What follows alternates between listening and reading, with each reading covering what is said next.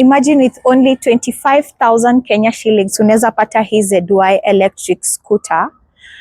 Now the electric scooter inaenda 90 km na inabeba uzito ya 150 kgs. Iko na speed ya 60. Sawa. Okay.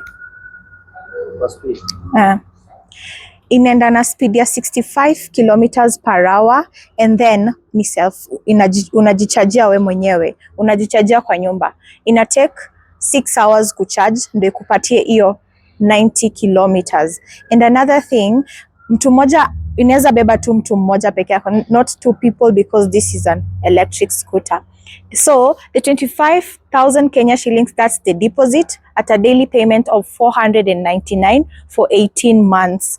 And remember, the 25,000 insurance is eco inclusive. So have I don't know.